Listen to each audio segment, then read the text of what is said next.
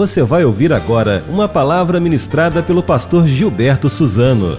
Que Deus te abençoe e que esta mensagem seja edificante em sua vida.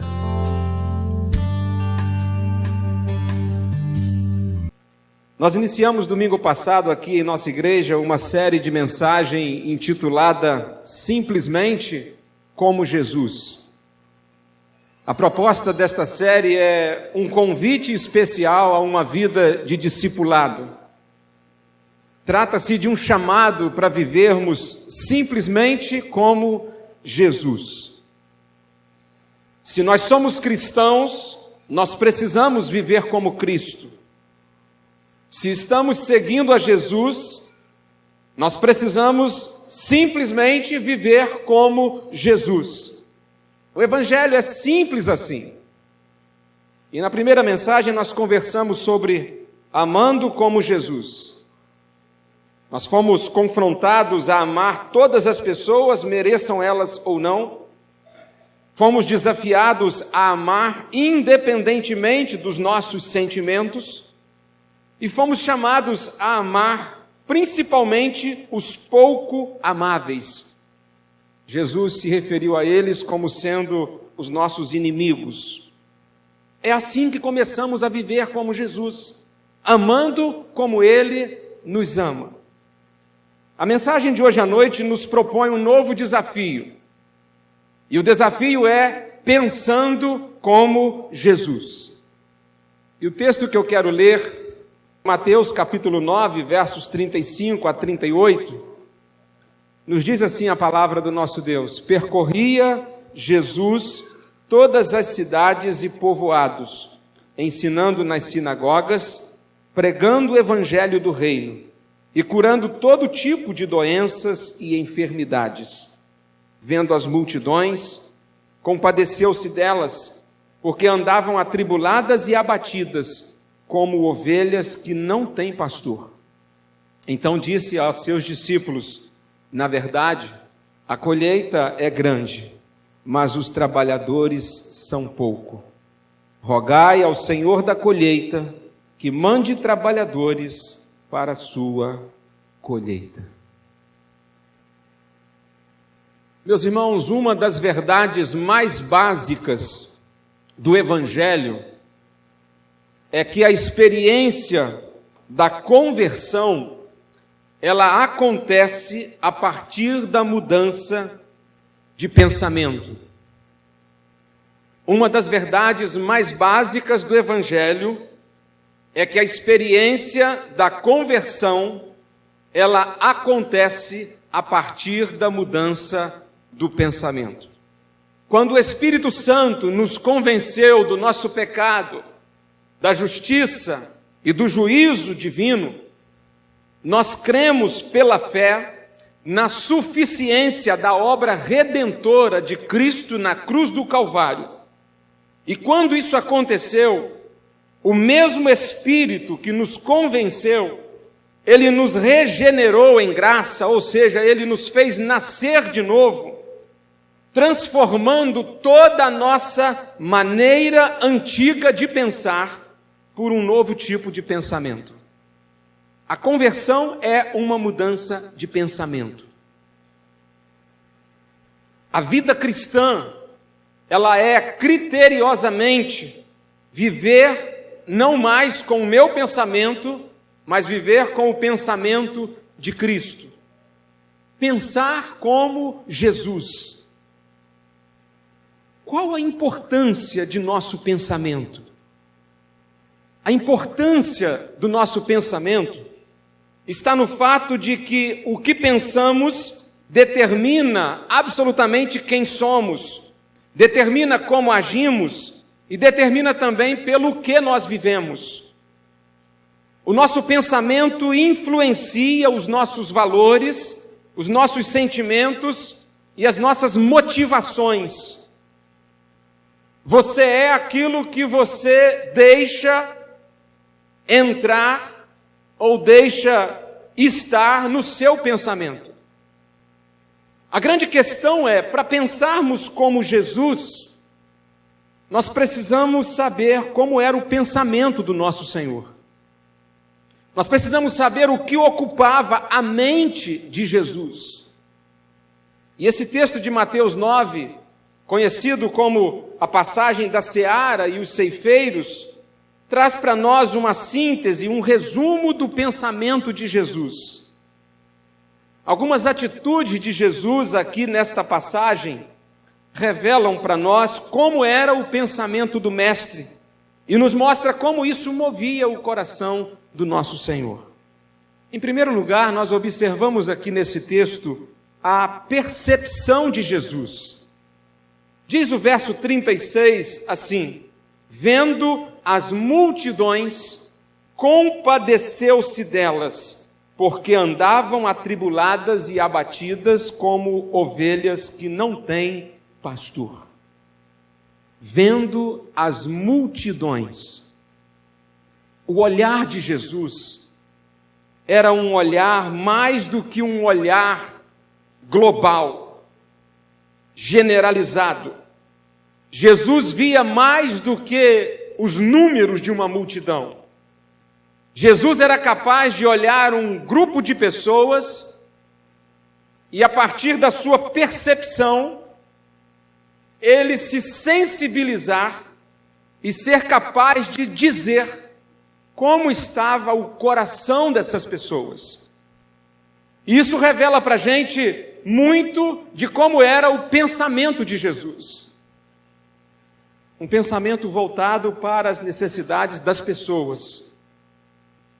Aqui Mateus está informando para a gente que quando Jesus viu as multidões, ele viu, primeiramente, o sofrimento das pessoas. Ele viu que as pessoas andavam atribuladas e abatidas.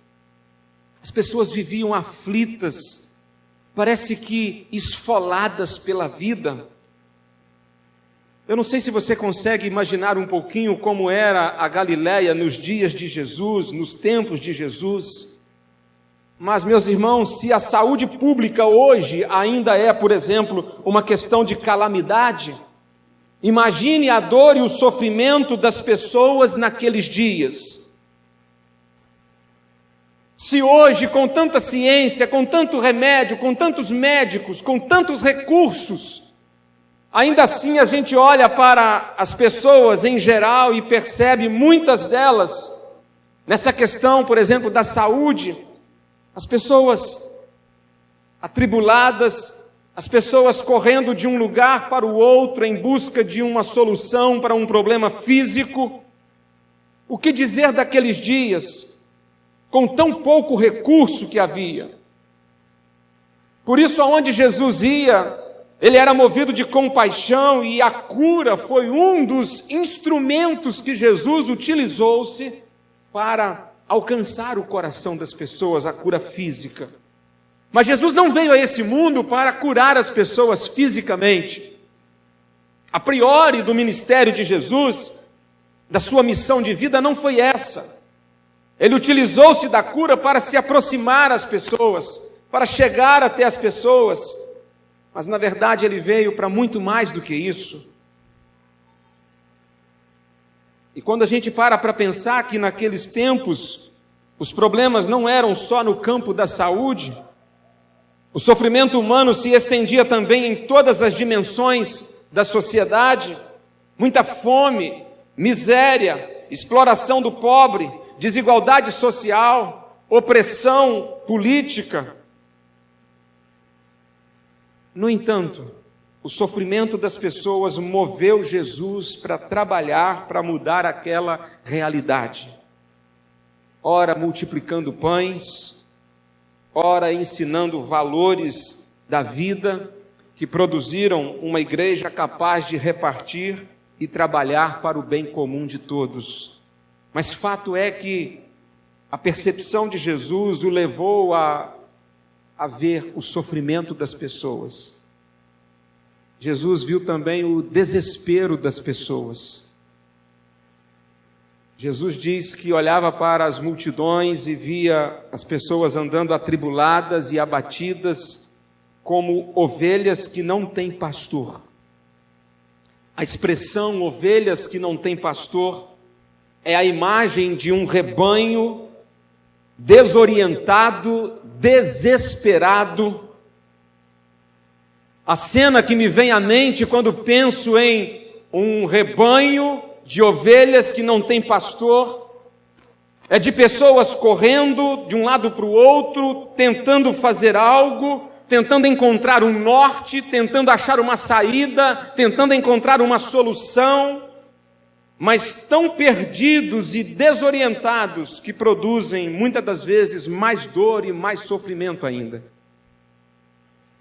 Quando eu pensava a respeito disso, um fato me veio à mente para ilustrar o que são ovelhas desorientadas, sem pastor, que não tem uma direção. Eu me lembrei daquele incêndio da Boate Kiss em Santa Maria, no Rio Grande do Sul, no dia 27 de janeiro de 2013. E talvez esse fato tão trágico nos ajude a entender melhor o sentido dessa frase, como ovelhas que não têm pastor. Você conhece a notícia, se lembra desse triste fato?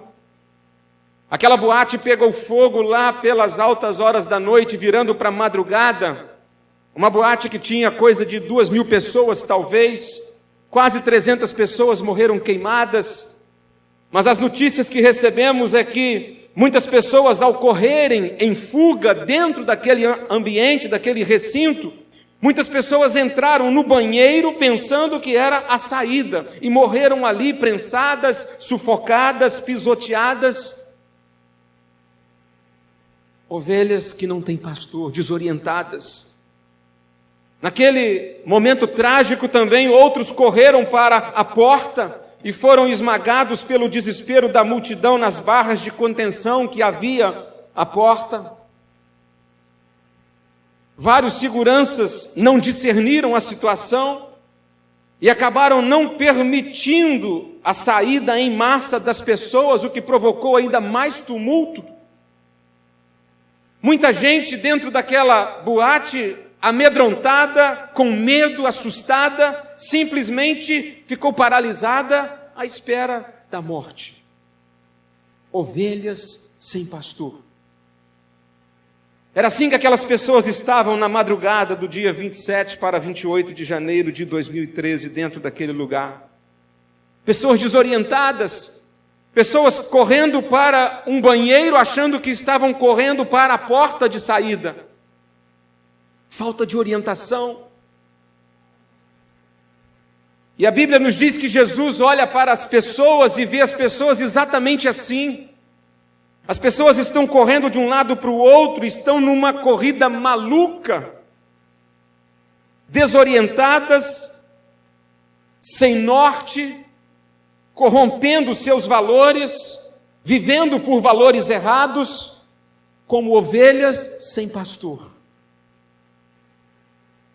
Era assim que Jesus pensava a respeito das pessoas em sua época. Ovelhas sem pastor. Assim estavam vivendo os pobres, os ricos, os cultos, os analfabetos, os homens, as mulheres, os idosos, os jovens. A condição humana aqui descrita por Jesus, de pessoas como ovelhas que não têm pastor, ela é trágica e ela é universal. Jesus queria mostrar aos seus seguidores que nós precisamos, a exemplo dele, ter esta percepção do que está acontecendo à nossa volta. Nós precisamos acordar do sono, da acomodação, para nos movermos na direção desta gente aflita e desorientada, pelas quais passamos todos os dias. Porque nós estamos falando aqui de pessoas com as quais nós estamos todos os dias nos defrontando com elas. E é inconcebível que um seguidor de Jesus olhe para as pessoas que estão caminhando de passos largos para o inferno e não se importe com elas. Um seguidor de Jesus há de pensar como o Mestre. Um seguidor de Jesus deve ver a aflição das pessoas sem Cristo. Hoje Jesus nos chama a pensar como Ele. O Senhor está nos convocando a olharmos para as multidões em pleno terceiro milênio, Há nesta noite uma santa convocação divina para mim e para você. Deus deseja que sejamos um povo que se levanta movido de compaixão, compaixão pelo sofrimento humano, compaixão pelos perdidos e desorientados ao nosso redor, compaixão por aqueles que estão caminhando em direção ao inferno. Talvez seja o seu próprio marido, a sua própria esposa, talvez seja o seu filho, sua filha, talvez seja seu pai, sua mãe, quem sabe um irmão, quem sabe um vizinho, um colega. Deus quer que sejamos crentes, crentes que vejam o que Jesus vê e se disponham a servir em um ministério, se disponha a ir em busca de alguma ovelha que se desviou. Tem gente na nossa igreja com gente de dentro de casa que se afastou da igreja e que parece que não está nem aí para a coisa. Gente que se dispõe a abrir a sua casa para uma reunião da igreja, para um pequeno grupo multiplicador. Gente que se dispõe a caminhar num discipulado com alguém que está um pouco desanimado. Gente que se dispõe a ser instrumento da graça na vida de alguém. Gente que pare um pouco de querer só receber e também decida oferecer um pouco. A única maneira de sermos despertados da nossa acomodação é abrindo os nossos olhos para enxergarmos o que Jesus está vendo. Jesus percebia as necessidades das pessoas. As suas percepções eram dirigidas pelos seus pensamentos. Por isso que Jesus nunca teve problema de agenda, nunca teve problema de falta de tempo, ele nunca teve problema em relação às prioridades da vida, porque a vida de Jesus era pautada de acordo com as suas prioridades. Nunca faltou tempo na vida de Jesus para nada, porque ele conduzia a sua vida a tempo e a hora na agenda do Pai, porque ele pensava como o Pai desejava que ele pensasse. Muitas vezes, irmãos, a gente não consegue ver a multidão de gente aflita e perdida à nossa volta, porque estamos ocupados demais com os nossos afazeres, com os nossos sonhos pessoais, com os nossos problemas e dores, e até com o nosso ministério religioso. Isso pode nos cegar e impedir-nos de ver as multidões. Como era o pensamento de Jesus? Seu pensamento o fazia enxergar as necessidades das pessoas à sua volta, e essa percepção movia o coração do nosso Senhor. Aonde havia uma alma aflita, desesperada, o nosso Senhor caminhava para lá. O pensamento dele o dirigia para lá, porque a sua percepção o colocava a par de tudo que estava acontecendo à sua volta. Em segundo lugar, o texto nos conta sobre a ação de Jesus. Diz o verso 35 que Jesus percorria todas as cidades e povoados. Percorria todas as cidades e povoados. Mateus aqui se refere às cidades e povoados da Galileia. Alguns historiadores afirmam que a Galileia naquela época era uma região muito populosa, com cerca de 300 povoados e cidades. Povoados eram uma espécie de vilas, e cidades eram um pouco mais fortalecidas, com muros, e havia cerca de 300 agrupamentos de gente assim. As cidades tinham em média aí até 15 mil habitantes em cada uma delas. E Jesus visitou cada uma destas cidades e vilas, pregando, ensinando e curando pessoas. Estudiosos afirmam que em um trabalho quase que de porta em porta, Jesus ele teria alcançado cerca de 3 milhões de pessoas por toda a Galileia. Porque Jesus viu o povo, as multidões, ele se dispôs a fazer algo. E o que ele fez? Ele foi aonde as pessoas estavam. Ele percorria todas as cidades e povoados. Isso aqui não é exagero de Mateus. Se ele está dizendo que ele percorria todas as cidades e povoados da Galileia, é porque de fato ele foi. Ele foi onde as pessoas estavam. Esta talvez seja uma das marcas mais preciosas de Jesus. Ele nunca se conformou. Ele quer que todos em todos os lugares possam ser abençoados e salvos pela sua infinita graça. Foi por isso que ele deixou o céu e veio à terra. E aqui na terra ele foi a todas as cidades e povoados da Galileia. Depois ele foi por toda a Judéia, Pérea e Decápolis, aquelas 10 cidades. Depois ele enviou a sua igreja a todo mundo, começando por sua região, Jerusalém, depois a região próxima, Judéia, ao país vizinho, Samaria, e até o mundo todo, nos confins da terra. Irmãos, tal qual Jesus se sentiu responsável em sua época, nós precisamos entender que hoje a responsabilidade é minha, é sua, é nossa. A responsabilidade ela é individual, ela é de cada um de nós. E como igreja ela é uma responsabilidade coletiva, comunitária. Mas há aqui uma responsabilidade individual da qual nós não podemos fugir. Eu li a respeito de uma irmã que morava num prédio e de repente ela viu no apartamento de cima, na sacada do prédio, do andar de cima, uma pessoa que estava querendo se jogar daquela sacada, estava querendo se matar. E aquela pessoa que morava embaixo, ao invés de tomar alguma iniciativa, ao invés de tentar ir até lá e conversar, e tentar convencer aquela pessoa, tentar escutá-la, tentar ter um diálogo, pensou que talvez fosse a hora de ligar para o pastor. Pastor, ora aí porque tem uma pessoa querendo se jogar aqui do prédio. E o pastor estava a coisa de 30 minutos do lugar. Há situações na vida que compete a cada um de nós, é responsabilidade nossa.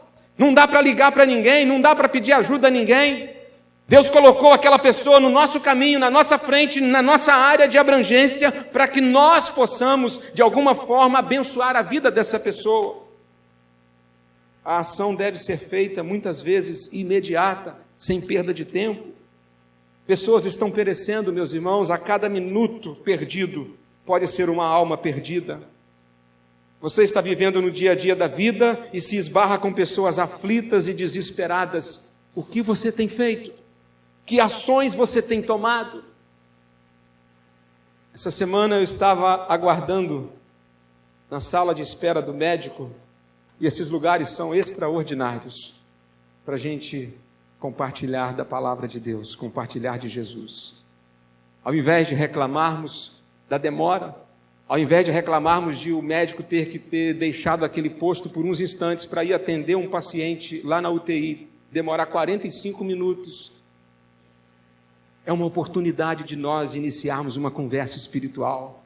E entendermos que se aquele atraso está acontecendo, talvez seja porque há alguém ali que a gente precisa, de alguma maneira, representar Jesus diante daquela pessoa. Todos os dias Deus está nos responsabilizando por alguma vida. Todos os dias alguém perdido está cruzando o nosso caminho e nós precisamos, como Jesus, estar onde essas pessoas estão, para que a gente possa alcançar essas pessoas. O hino 447 do cantor cristão diz: não te importa se algum dos amigos morrer sem ter conhecimento de Cristo? Como era o pensamento de Jesus? Percepção e ação. Como seguidores de Jesus, nós precisamos pensar como Jesus. Eu acredito que isso é um santo movimento de Deus, todos nós pensando como Jesus. Talvez isso seja o tal do avivamento que a gente fica tantas vezes clamando e pedindo a Deus, derrama um avivamento sobre a nossa igreja, sobre a nossa vida. Talvez seja isso, a gente pensando como Jesus. Onde quer que a gente esteja, a gente está pensando como Ele. Jesus foi onde as pessoas estavam. Jesus ensinou os valores do reino. Percorria todas as cidades e povoados, ensinando nas sinagogas. Jesus sabia, meus irmãos, que cada ovelha, cada pessoa que sai do desespero, logo entrará em novo desespero se ela não for orientada a partir do ensino da palavra. Hoje pela manhã, na classe de estudo de preparação para batismo, eu falei sobre os dois privilégios da vida cristã: a Bíblia e a oração. Nós precisamos de orientação todos os dias, e esta orientação ela virá primordialmente através da Bíblia, através da palavra de Deus. Por isso que a gente precisa aprender a palavra, por isso que a gente precisa receber o ensino da palavra. Jesus estava interessado em ensinar as pessoas, para dar orientação às pessoas. Ele se dedicou muito ao trabalho do ensino. Ele ensinava colocando na alma e no coração das pessoas os valores do rei e do reino que elas estavam adentrando. Para Jesus, o ensino da palavra constitui-se na base de toda a vida cristã. A fé vem pelo ouvir e o ouvir a palavra de Deus. Há muitos crentes hoje que precisam ser ensinados na palavra. Ser ensinados na palavra para serem confrontados com os seus erros pela palavra, para serem tratados das suas dores pela palavra, para crescerem na fé pela palavra. Porque como ovelhas, se assim não for, serão atacados pelos lobos que se disfarçam de ovelhas, desanimarão diante dos desertos e vales da sombra da morte, ou ainda se desgarrarão do rebanho em algum momento da caminhada. É por isso que Jesus deu tanta ênfase ao ensino da palavra, porque é a orientação para a ovelha nunca se perder de seu caminho. Jesus pregou o evangelho do reino, ensinando nas sinagogas, pregando o evangelho do reino, pregando o evangelho. Evangelho é uma mensagem de boas novas, uma boa notícia. Meus irmãos, em Jesus há esperança, em Jesus há salvação, em Jesus há recomeço, em Jesus há cura, em Jesus há transformação pessoal, em Jesus há uma nova família, a igreja, a família de Deus, em Jesus há vida eterna, em Jesus há libertação, libertação do pecado, libertação do mundo, libertação do diabo. Imagine comigo a Boate Kiss novamente. Imagine aquele lugar em chamas, aquele lugar cheio de pessoas desorientadas como ovelhas sem pastor, pessoas procurando pelo banheiro achando que estavam indo para a saída principal, pessoas chegando na porta e sendo barradas por um guarda que não conseguiu entender o que estava acontecendo e com medo das pessoas saírem sem pagar suas despesas, ele trava mais ainda aquele êxodo de pessoas.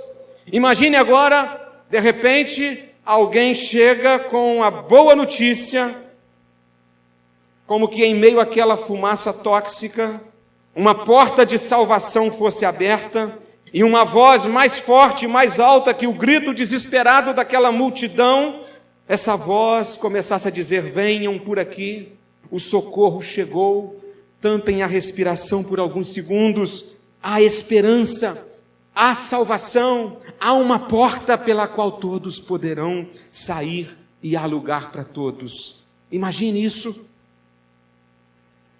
É exatamente isso que Deus deseja que a gente faça nesse mundo de hoje. As pessoas estão como aquelas pessoas estavam dentro daquela boate. Ovelhas sem pastor. As pessoas precisam ser conduzidas, pois elas não acharão por si só o caminho. Elas pegarão qualquer caminho. As pessoas estão se apegando à idolatria, aos vícios, à feitiçaria, aos prazeres, à macumba, ao poder da mente. Eu li agora essa semana um anúncio de um templo de um orixá aqui na nossa cidade. As pessoas estão tentando recorrer às diversas formas de se acreditar em algo, tentando encontrar uma saída. Anunciar a mensagem do reino é a única verdade que o mundo precisa conhecer. E cada um de nós prestaremos contas um dia ao pastor das ovelhas, de cada ovelha que ele colocou sobre a nossa responsabilidade. Jesus pregou o evangelho do reino, Jesus transformou a vida das pessoas. Termina o verso 35 dizendo: ele foi curando todo tipo de doenças e enfermidades. O quadro pintado aqui é de uma transformação que ia muito além de uma cura física. Vidas transformadas. Vidas foram transformadas. Você lembra da mulher do fluxo de sangue?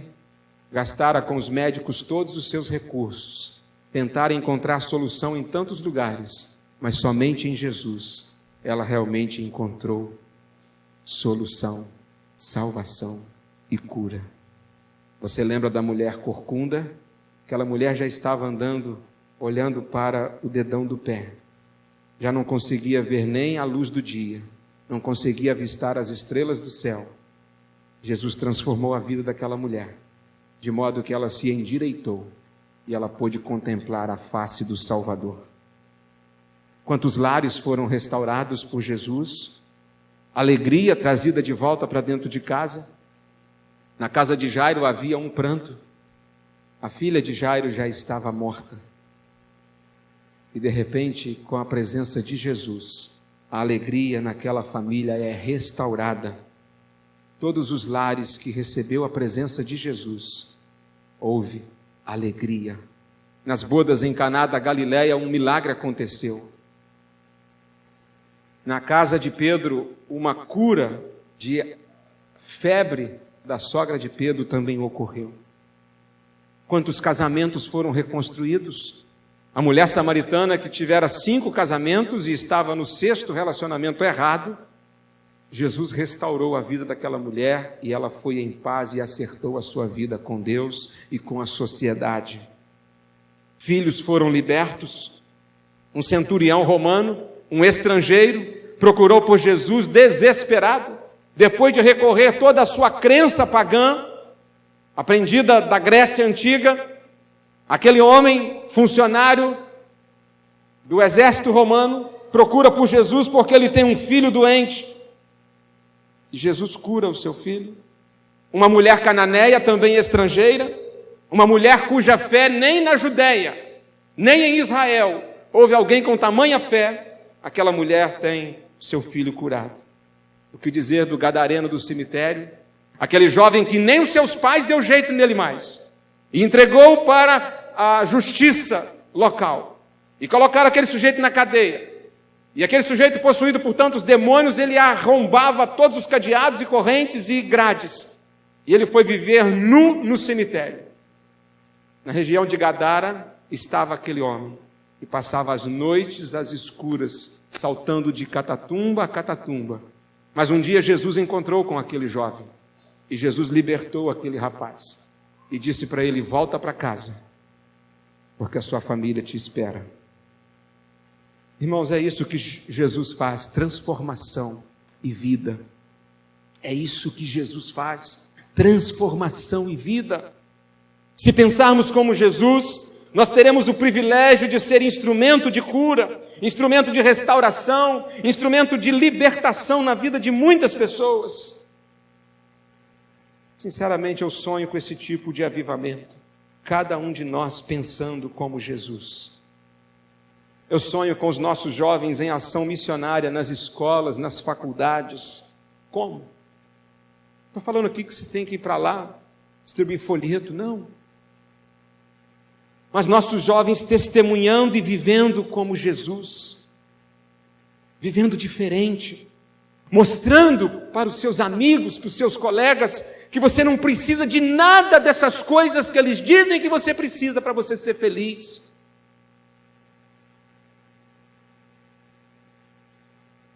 Eu sonho com famílias restaurando o altar da oração, a intercessão dentro de casa. Eu sonho com cada crente pregando a esperança da salvação, gente vivendo os valores do reino de Deus nesta terra corrompida. Cada casa sendo uma porta aberta da IBC.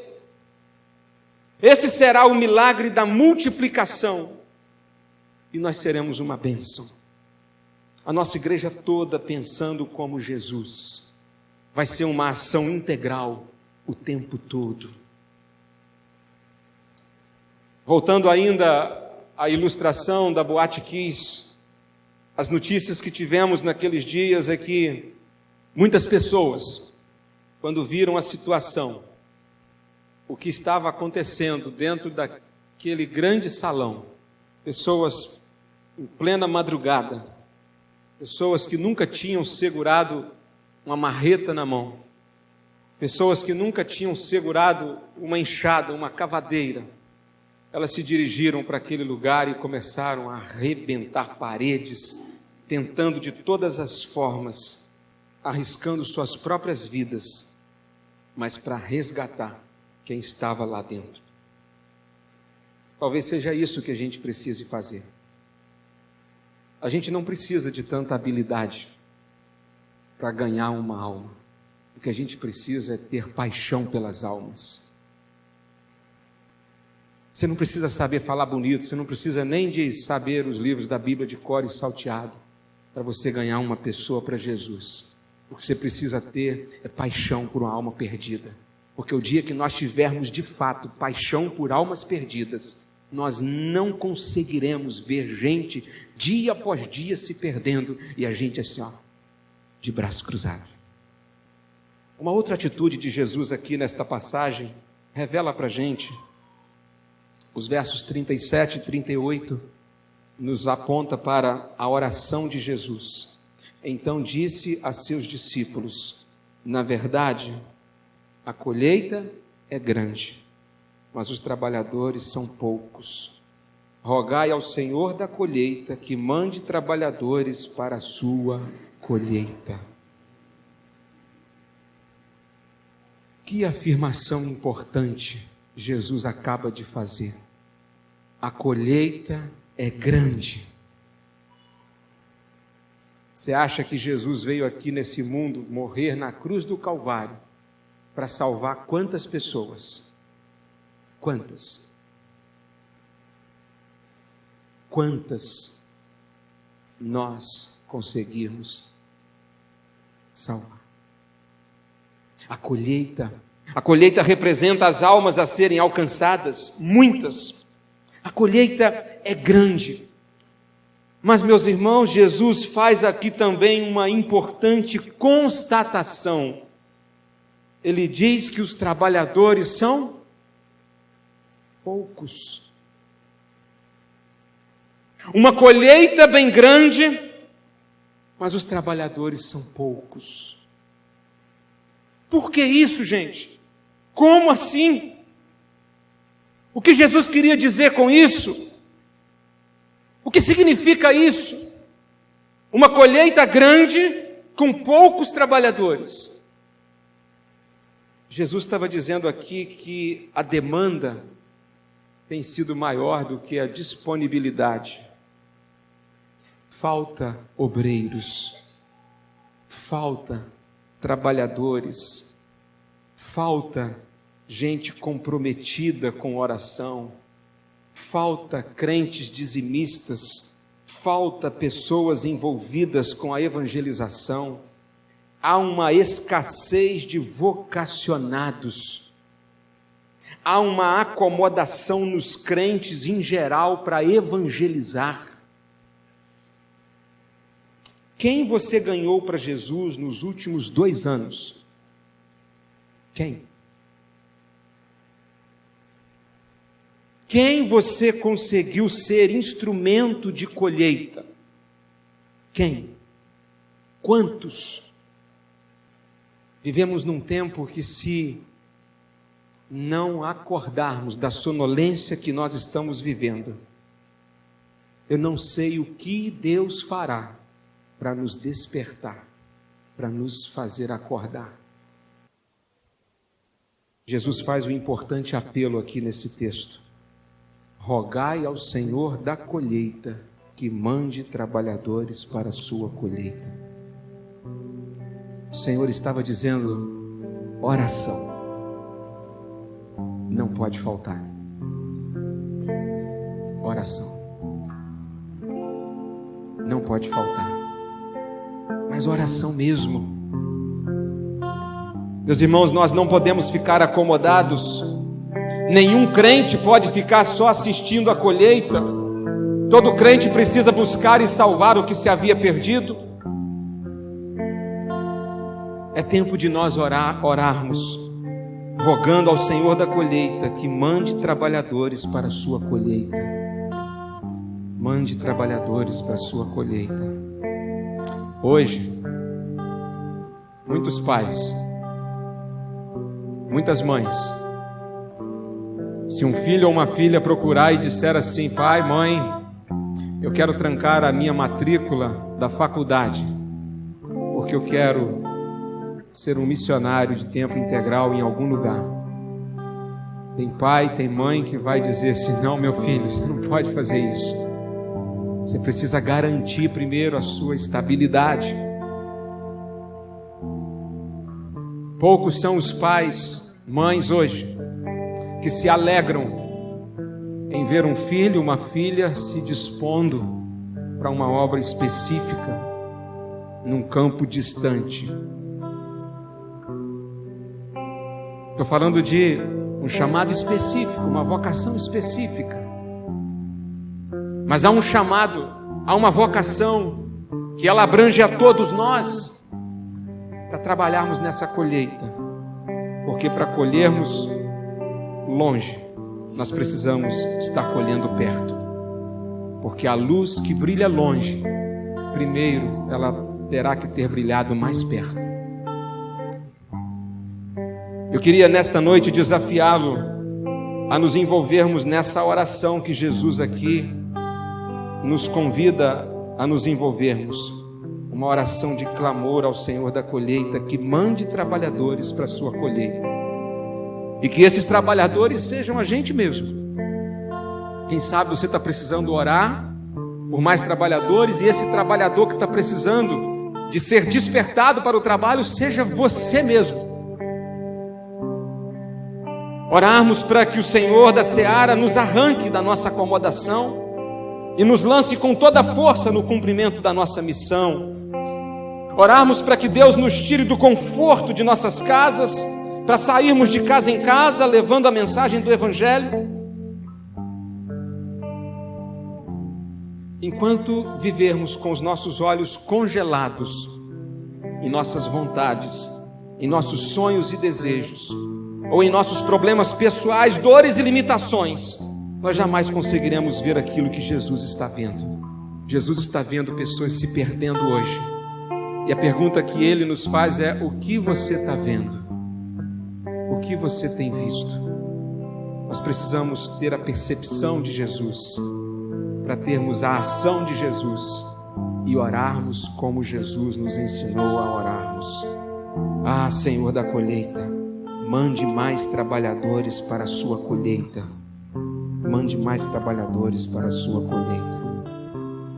Um conhecido evangelista que viveu no século XIX, ele disse: eu vejo este mundo como um navio naufragando.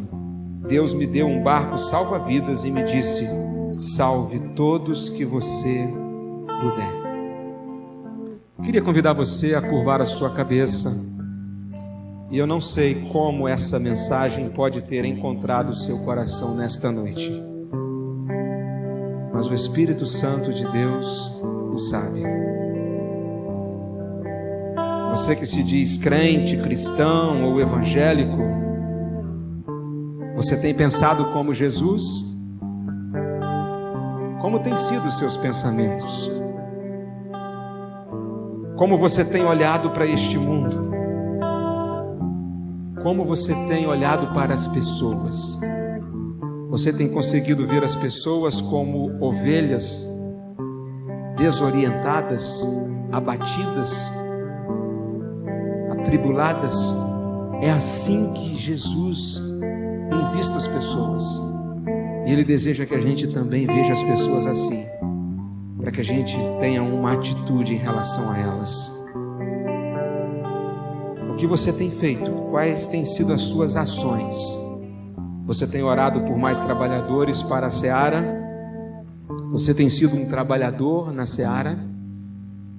Talvez você reconheça que precisa passar a pensar mais como Jesus, quem sabe? Eu quero chamar o Ministério de Louvor para estar aqui conosco.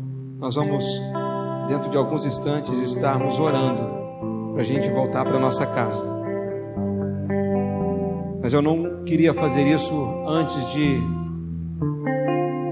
convidar você a uma reflexão sobre a sua vida. Será que você tem pensado como Jesus, como você deve pensar? Ou será que você está precisando, quem sabe, ser despertado para ser um trabalhador nessa seara?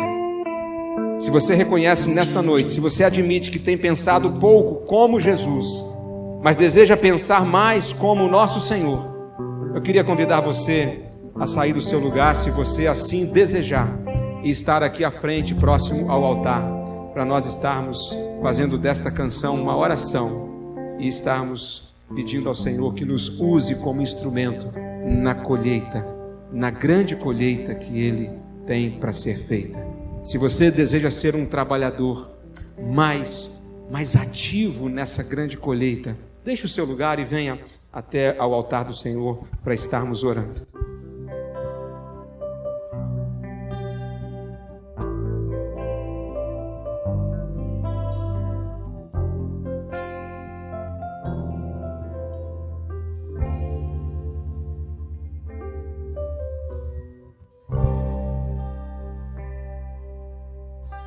Sonda-me, Senhor, e me conheces,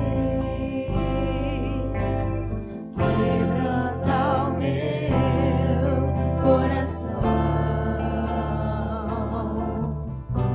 transforma-me conforme a tua palavra e enche-me até que em mim se ache só a ti. Então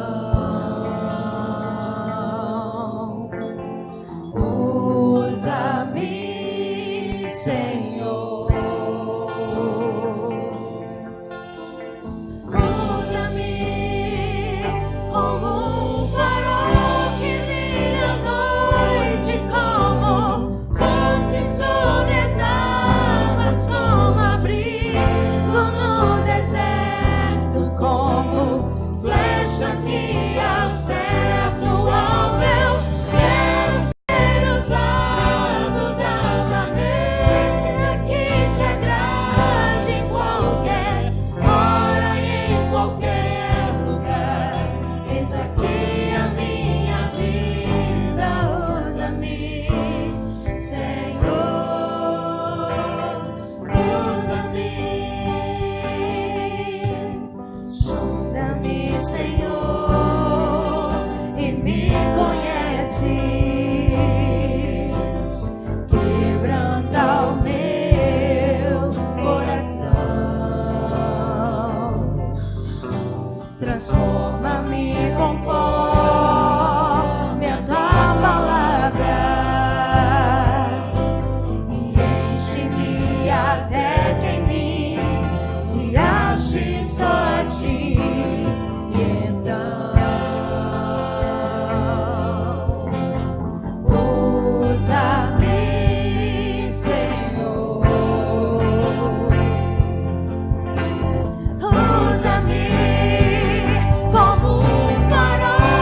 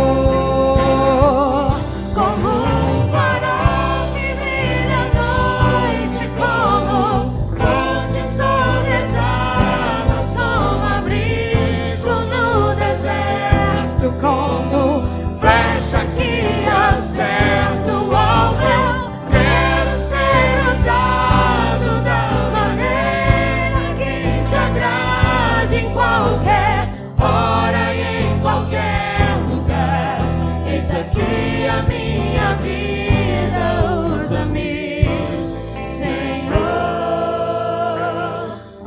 usa-me. Sonda-me, quebranta-me, transforma-me, enche-me e usa-me. Sonda-me, quebranta-me, transforma-me, enche-me e usa-me, Senhor, e usa-me, Senhor.